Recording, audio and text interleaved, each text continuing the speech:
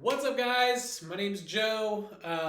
Hey, I'm super excited to dive into all the ACT prep stuff that we've got planned. Got some awesome training, but honestly, it's going to be super important for you and for me if we've got a chance to get to know each other, I guess. So, the best way for me to do that, to maybe like streamline that process for you, is to tell you a story about me and some lessons that I've learned. So, is that okay if I just, before we start just jumping into content and strategy and stuff, is it cool with you guys if I just share a little bit about myself and yeah, try to close that awkward gap for all of us here just so that we know we're on the same team and you guys can see that I'm like a real person. Is that cool?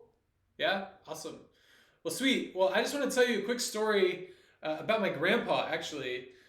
His name is William Williamson, which is like kind of a funky name. Everybody calls him Bill. I call him Poppy or Pops. So I want to tell you about Poppy.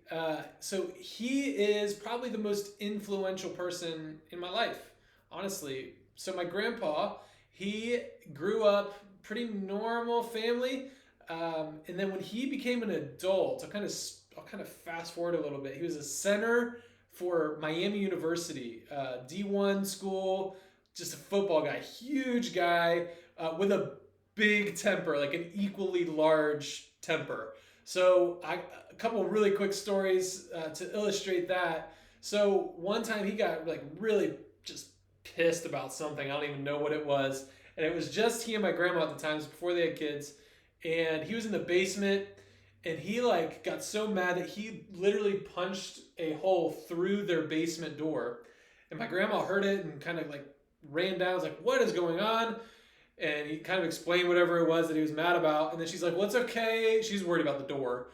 She's like, it's okay. We'll just turn the door around and have the hole facing the basement. And he was like, well, it felt so good that I went on the other side of the door and I punched a hole through that side too. So this is kind of the guy my grandpa was. There's another story where he's a football coach, and before he became a head coach, he was one of the guys up in the press box, right? And if you don't know anything about press box etiquette, it kind of gets a little heated because you have two coaching staffs in the same press box in a high school game. And he and this coach got into it, and he took the guy, one of the other coaches, by the collar, like took him out to the stairs of the press box, and like hung him over in the middle of the game, hung him over this press box stairwell. And somehow they still let him become the head coach and kind of climb the coaching ladder. But my grandpa was kind of an angry dude. And something changed in him though. He had two girls. One was my mom, and my mom had a younger sister named Carrie. And when Carrie was 12 years old, she was diagnosed with like a rare bone cancer. She actually passed away at 12 years old. And this like rocked, obviously it rocked my grandpa and my grandma and my mom in their community. And something happened in my grandpa that was just like, you can't really fully articulate what happened, but over the years he started to like really soften. And so he's kind of like dealing with these things. I don't know if you guys have ever lost somebody that's close to you. Obviously, you guys don't have children, but the loss of a child, you can just picture what he's going through. So he's got like this anger that was already there. He did have some faith, so he's wrestling with all these questions of like why. So he's got this anger, but then from the stories that I've heard of my grandpa during that time, he also had this like resiliency and hope, that and faith that there was some reason that this happened, and he couldn't articulate it. He didn't fully understand. He didn't know why. He couldn't help anybody else understand why. So fast forward to when I was born, I was his first grandkid, and I was born 2 weeks early, and something really interesting happened. I share a birthday with my aunt, Carrie, who died. Again, I was 2 weeks early, so this wasn't even on anybody's radar that that could be a possibility. And so from that moment, there was something special between me and my grandpa's relationship. And over the years, he was the coach for almost all of my sports teams. And I really idolized him. I was like, oh my goodness, like this is a guy who's present. He's like an anchor in my life. I don't know if you guys have those people in your life where it's like, no matter what, you can fall back on them. And my grandpa's the kind of guy, he doesn't say a ton, but when he does say something, it's like it hits you like deep. And I remember one specific time, I always cut his grass once a week. My grandparents moved in about a 2 minute walk from my house, my family's house. So we were really close. So I'd go and I'd cut the grass every week. And early on in my grass cutting career for my grandpa, and he would always pay me, he was awesome. But early in my grass cutting career, I was kind of lazy, honestly. I don't know if you guys cut your grass at your house, but there were spots that I would miss. And he had a beautiful lawn, and it took about an hour to do. And as like a middle school or high school, I wasn't really like trying to be out there all day in the hot July sun or whatever. And so I would take breaks. I would skip spots. I would skip a spot, get tired, walk past the spot, see like 5 spots that I missed, and walk in and take like 2 breaks, 3 breaks, 4 breaks, to where an hour job would turn into like a 4-hour job. And that was like middle school Joe. It's like, that's who I was. And I'll never forget my grandpa walking out. This is probably like, I don't know, 5 to 10 times into doing a really bad job and getting very little feedback from him. Looking back now, I know that he was watching out the window the entire time I was doing all this.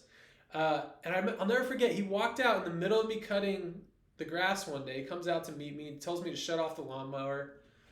And, we're just kind of standing there in this beautiful yard, trees around us. And it's just like, I kind of felt like something heavy was coming, like either something really good or something not so good. And he just looks at me and he kind of looks around at the yard. And we both had this understanding of like, hey, I'm not happy with the job you're doing. He didn't even have to say anything. And I had kind of already known. But he looks at me, he says a phrase that I'll never forget. He says, Joe, be proud of your work, and your work will be proud of you. And the way I remember it, he just walked away. And he didn't say anything else. Maybe throughout the years he might have given me some tips on how to cut the grass, but it was that one phrase, be proud of your work, and your work will be proud of you, that really stuck with me.